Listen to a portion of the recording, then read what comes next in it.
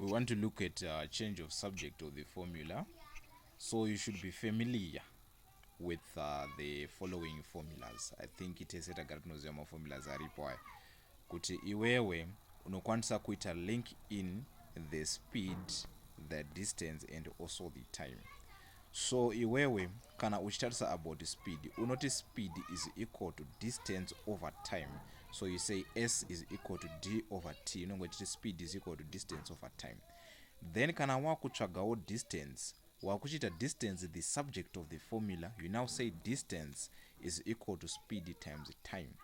Then kana wakutsvaga time, wakutarisawo time yako, which means you are now considering time as the subject of the formula. Saka kuti one time wauti time yako is equal to distance over what? Over speed. So you say d over s like this.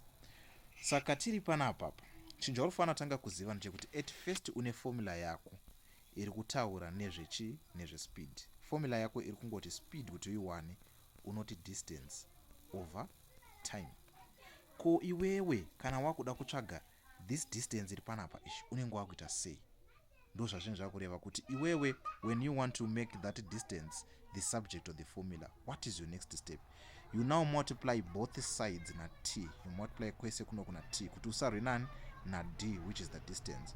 Saka if you multiply by t, you see kuti this t ari panapa time will cancel with this time.